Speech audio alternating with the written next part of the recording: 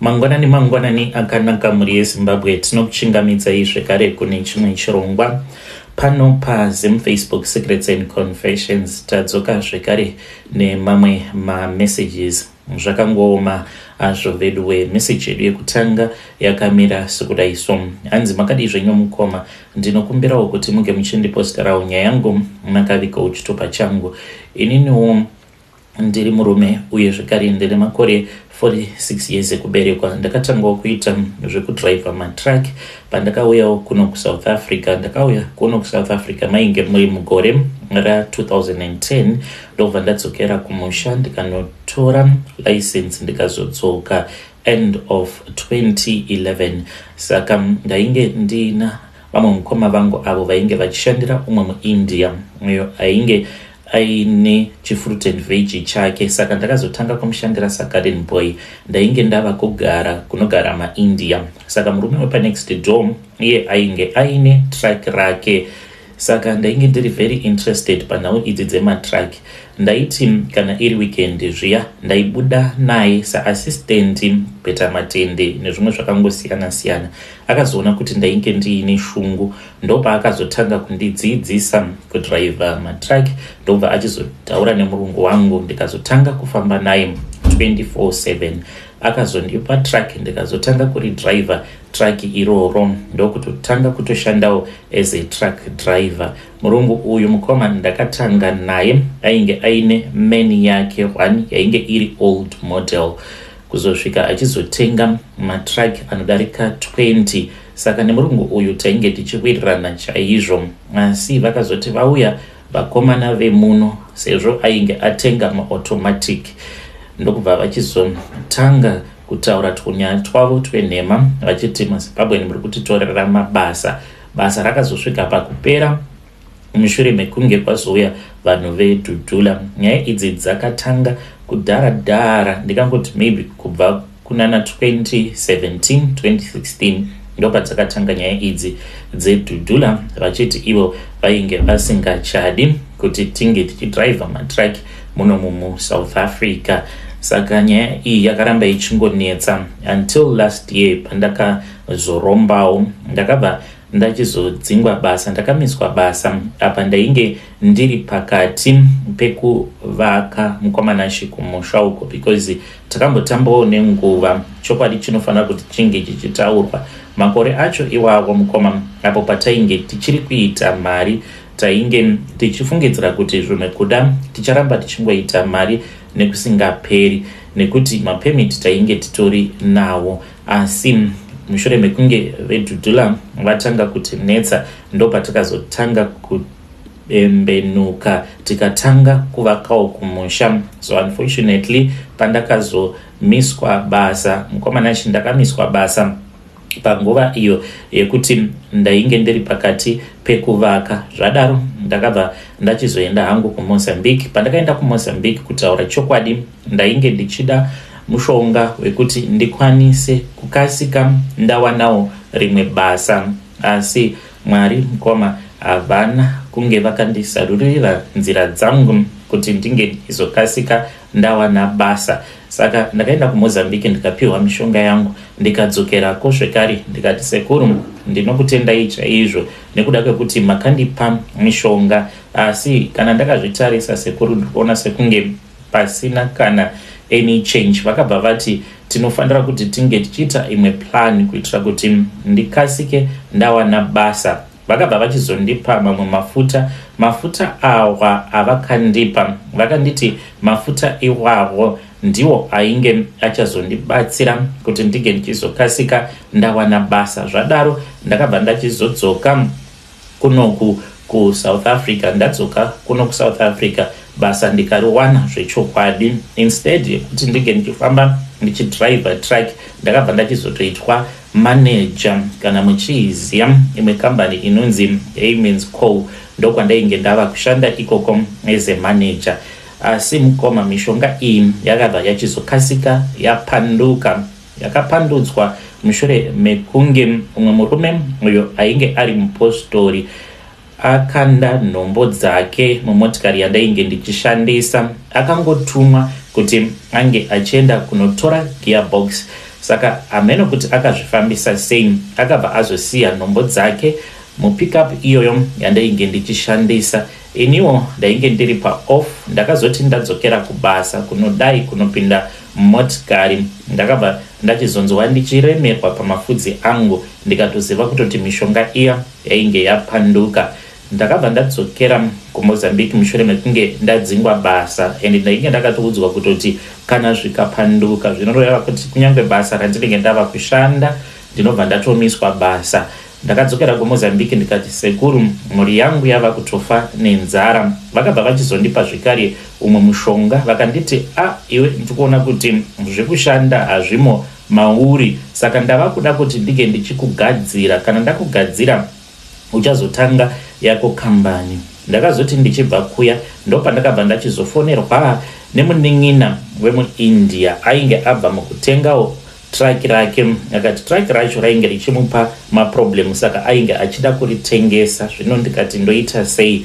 Ndakazotaura naye ndokubva tachizoita dhiri redu ndokutotenga kwandakaita truck rakatanga kufamba mukoma. Ndaiti truck kana riri munzira ndainge ndiine hari iyo yandaitora. Hari iyi ndaiitora ndobva ndadira mafuta muhari imomo ndoita usiku hwose. As long as driver ari munzira achienda kwaari kuenda ndinenge ndakamira ndichideketerera ndokutopinda muurombwa uko kwandakaita. Fast forward ndakazoudzwa kuti mhiko dzangu dzainge dziri dzekuti paifanira kuti pange pachizodeuka ropa because ndainge ndava nerimwe actress randainge ndava kuda kutenga 2023 model rainge richidhura kwazvo. Munhu wacho ainge akati ainge achida 1.2 million. Apa mari painge pasina. Ndainge ndakanzi nasekuru vekuMozambique kana ndoda mari pane zvandaifanira kuti ndige ndichizoita zvaizokonzeresa kudeuka kweropa. Zvino ndakabva ndachizonzi wangu mwana ndiye aifanira kuti ange achizofa musikana nekuti chainge chichazoshandiswa chainge chiri chibereko chake. Ndakati ndakagara pasi ndikatarisa mudzimai wangu ndikatanga kufunga mwana wangu ndikati handidi kuti mwana wangu ange achizofa nekuti ndikadaro ndinenge ndarwadzisa mukadzi wangu. Ndini uyo ndikamhanya kuMozambique. Apa ndakazoenda nemudzimai. Mukadzi aigara achingondibvunza kuti asi sei muri kungosangana nemagood luck akadai, kungosangana nevanhu vanenge vachingokubatsirai, kana iyo mari yacho muri kungoti kana mukabuda motodzoka makabata 100 200 300 kasi mava kuita zvekuba here? Ndikati kwete mudzimai wangu. Saka takazoenda tose kuMozambique. Ndikati ini zvimwe zvacho kuti ndige ndichikuudza ndinototya kukuudza, chandei tose kuMozambique. Taenda kuMozambique paya ndopa akabva achizoziva kuti ini ndainge ndakaromba. Hana hake kuita basa nazvo, akati zvinowanikwa mukurarama. Ndokubva tachizodzoka kuno kuSouth Africa. Ndainge ndaudzwa zvandainge ndichifanira kuti ndige ndichiita pakunozadzikisa mhiko dzangu. Ndakanzi ndinge ndichitsvaka mukadzi uyo wandainge ndichazotanga kudanana naye. Zvino pane umwe uyo wandakazosangana naye paFacebook. Takangosangana mukomana achi paFacebook. Ndainge ndiinewo picture rangu randainge ndakasoposta kudhara. Ndingangoti maybe kuma 2023 ikoko kune rimwe group riya refashion police ndokwandainge ndakaisa picture iroro. Ndokubva akomenta, saka ndakabva ndaona notification. Ndokubva ndaenda kuinbox kwake tikabva tachizotanga kutaura. Ndikamupfimba akabvuma. Akandiudza kuti iye ainge akarambana nemurume wake. We had to drive from Joburg inini nemudzimai tichienda kunomuona but asingatozvizivi kuti I drove with my wife. Ndakaenda ndikanorara kubasa kwake weekend yose ndainge ndiinaye. After that tikabva tachizodzoka zvedu kuJohannesburg nemudzimai. Saka ndine zvandakaita pamutumbi wake. Musikana uyu akabva achizoshaika.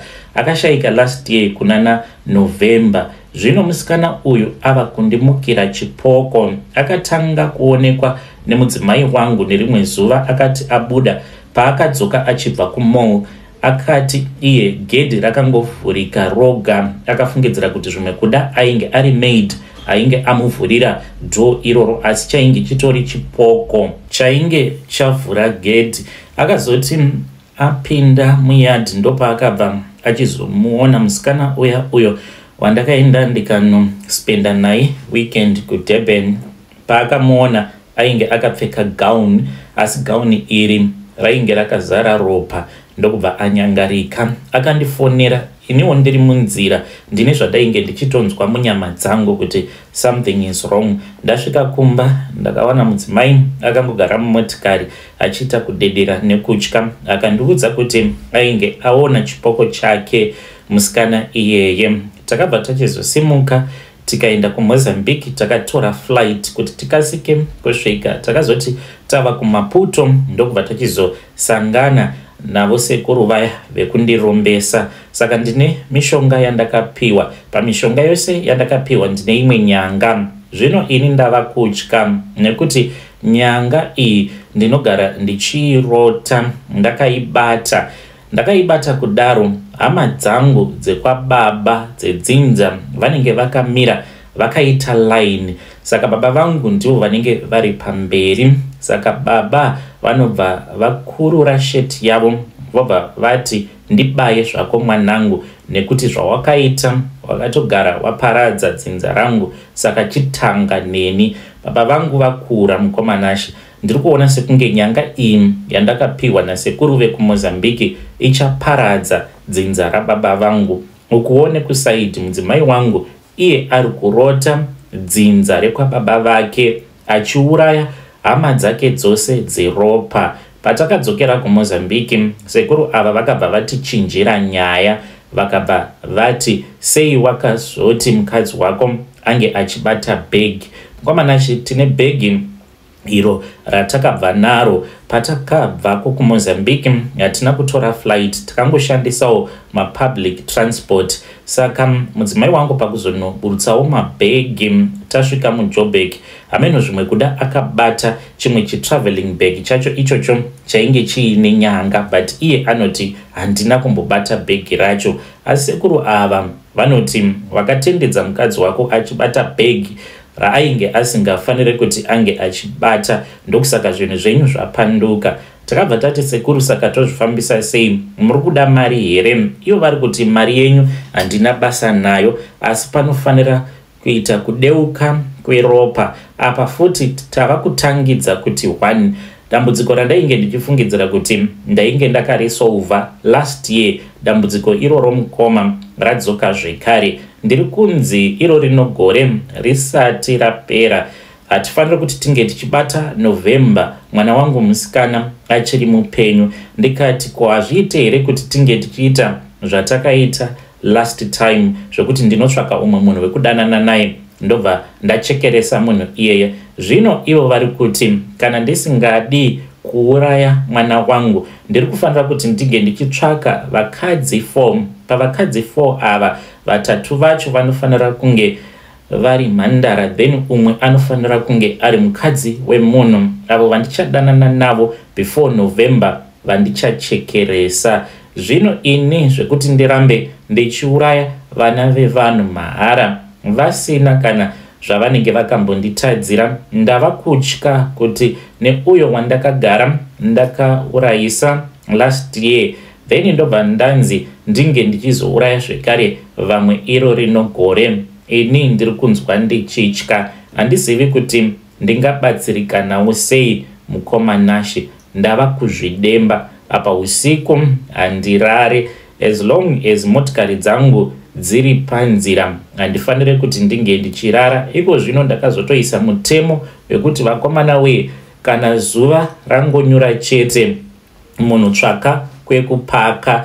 Izvi ndinozviitira kuti neniwo ndinge ndichikwanisa kuzorora, nekuti kumashure kwese uko madriver angu aingoti as long as achingofamba chete, neniwo ndinofanira kuti ndinge ndakamira ndakabata hari ndokuita mari kwandinenge ndichiita ikoko. Zvino ndakazoona kuti handisisina zororo, maoko awa anosvika pakuneta. Ndinenge ndakazembera pane chimwe chitable icho chatiinacho mubedroom medu. saka ndikudawo advice kubva kumhuri yeZimbabwe. Ndava kuzvidemba ini kuti ko ndakamboitireiko zvinhu zvakadai. Dai hangu ndakangodzokerawo kumusha ndakanotsvaka basa kumusha than kuzoita zvinhu izvi zvandakaita, but ndakazviita ndisingazivi kuti n'anga ndo zvadzinoita. Munowirirana usati waromba, and once wangopiwa zvimishonga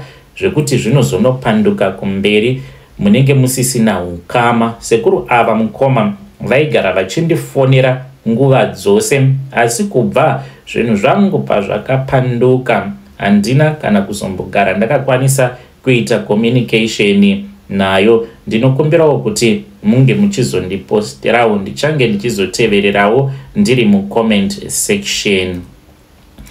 Vedare ndo message iyo yandakatumidzirwa ichibva kuna mukoma vedu avo. Ngatizamei kuti tinge tichitaura navo mukoma vedu mucomment section. Zvakangooma hazvo vedu we.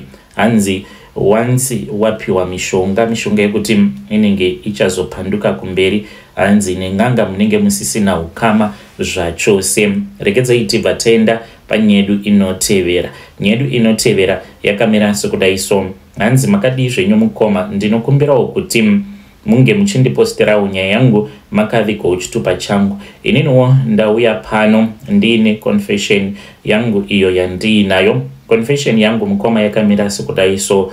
Ndakaroorwawo, pandakaroorwa mainge muri mugore ra 2008 after ndabva mukunetsana nemurume wangu ndokubva ndachizotorwawo neumwe murume ainge agara aine vana vake vaviri. Saka takazotanga kunetsana inini nababy mama. Vaipota vachiuya pamba apo murume wangu paanenge ari kubasa. Saka vaiuya vachindituka, zvinova zviri zvinhu zvekuti zvakazotanga kundishungurudza. Apa vainge vakandiramwira vana vavo vachiti sezvo iwe wakati unoda murume wangu unofana kuti unge uchida nevana vake zvekare. Saka zvakazokonzeresa kuti ndige ndichizogara ndiri munhu anenge aine bitterness nguva dzose.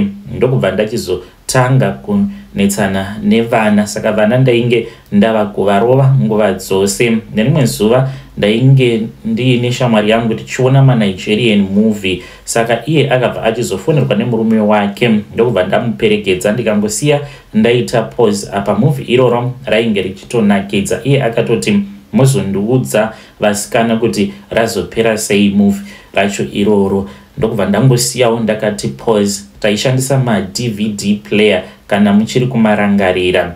Saka ndakazoti pandainge ndadzokera kumba ndopandakabva ndachizoona kuti remote yainge isina rimwe bhatiri. Ndikabvunza vana kuti ko bhatiri riripi. Vana vakabva vachizongotanga kungotsenga mukanwa. Ndikatanga kuvarova. Saka umwe wacho mudiki ainge akariisa mumukanwa. Pandakamurova zvine hasha akabva achizodzipwa naro bhatiri. Iniwo ndakazotozviona mwana uyu mweya wake wava kutoenda kuti mwana anga akadzipwa nebhatiri. But ipapo ndainge ndatodaidza vamwe vavakidzani akafa, asi handina kuzozvitaura kuti mwana uyu ndakamubata ndikamurova kugotsi. Apa ndainge ndisina kuzviona kuti ainge akaisa bhatiri mumukanwa ndokubva ramudzipa. Akatofa mwana iyeye.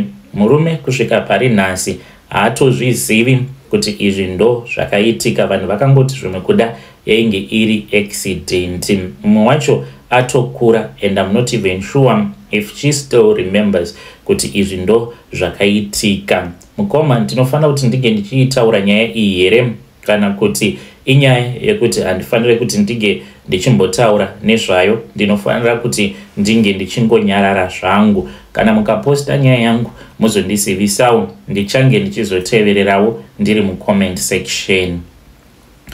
Muri yeZimbabwe ndo message iyo yandakatumidzirwa ichibva kuna vahanzvadzi vedu. Zvakangooma hazvo vedu we. Hey, dai mareuru ravahanzvadzi, dai maudza murume wenyu zvimwe kuda anenge achitonetsekana kuti asi chiko chakaitika kumwana wangu. Hanzi mwana ndakamurova apa ainge akaisa bhatiri mumukanwa. Bhatiri iroro rakabva ramudzipa. kusvika achizofa. Strange things indeed they do happen in this world.